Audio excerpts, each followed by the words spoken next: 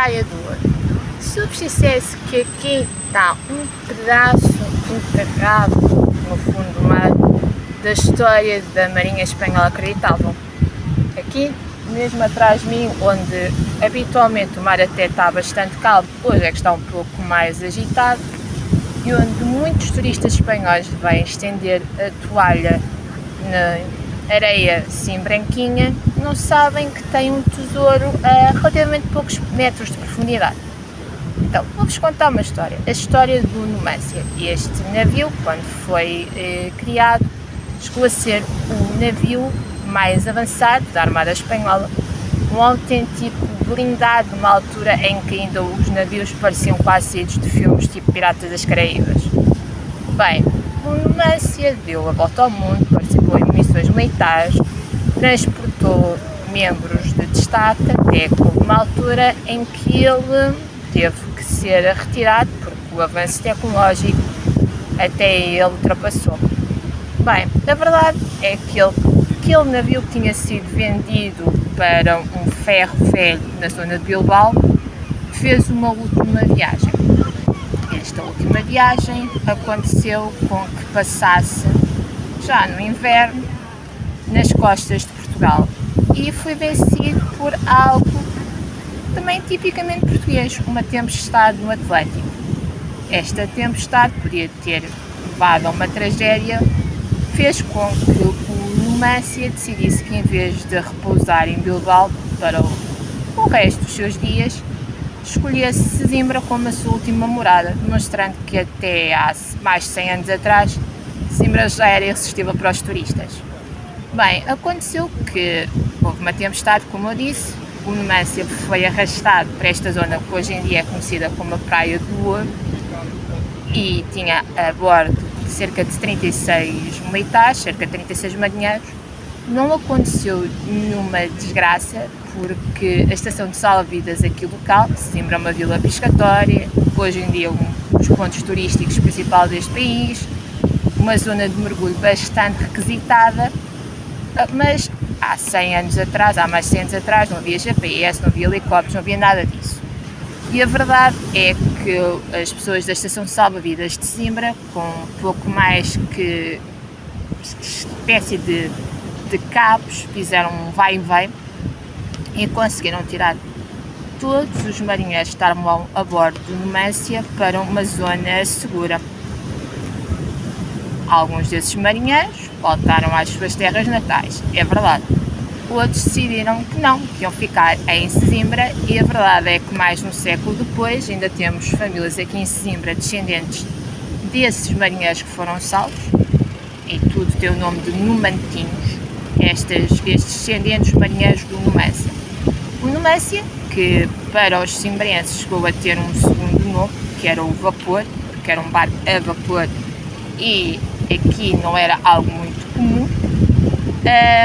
Quando houve aquele, de terem calhado aqui nesta costa, o Numancia, hoje em dia não se vê rigorosamente nada, apenas o mar.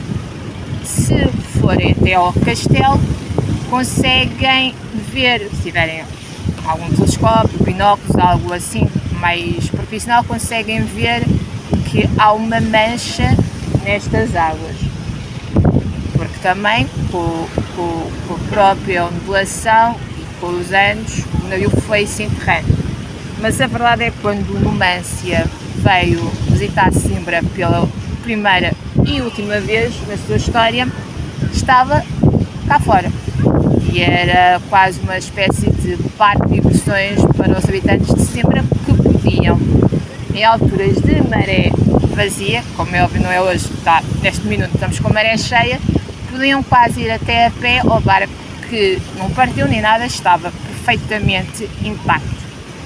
Bem, na altura os membros da estação de salva-vidas que conseguiram fazer este feito do Numancia foram todos distinguidos pela coragem e a irmandade que mostraram com os colegas espanhóis e atualmente estamos em 2026, mas há pouquíssimos anos atrás, também não muito longe de onde estamos, aqui há uma zona chamada de Pontão, foi desterrada uma placa pela antiga embaixadora de Espanha aqui em Portugal, a relembrar o ato de coragem que um conjunto de mestres, porque habitualmente estas pessoas da estação de salva-vidas eram pescadores, mestres, ou seja, um conjunto de pessoas há mais de 100 anos atrás, conseguiu com pouco e nada salvar vidas humanas.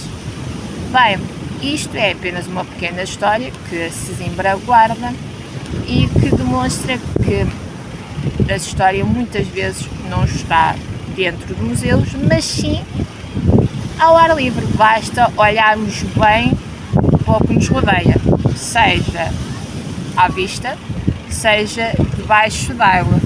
Por isso, quem vier a Sesimbra, pense que talvez este mar tão calminho pode esconder muita coisa lá debaixo. Antes de terminarmos, 3 curiosidades rápidas sobre Sesimbra. Número 1. Sesimbra é hoje um dos principais destinos de mergulho mais famosos em Portugal e não só. Número 2. A gastronomia local gira toda à volta do peixe fresco e de uma forma que fará qualquer um espanhol que venha aqui começar a salivar pela qualidade deste peixe. Mas aqui o debate não é sobre paella versus tortilha. É assim sobre peixe-espada preto versus o robalo ou espadar. E número 3. Poucas localidades portuguesas têm uma ligação tão histórica e tão curiosa também à Espanha como é o caso de Sesimbra. Afinal, o navegador sesimbrense ajudou a explorar a Califórnia ao serviço da coroa espanhola e séculos depois um dos seus maiores navios da armada decidiu fazer desta baía o seu último porto. Muitas curiosidades sobre Sesimbra ainda pode conhecer.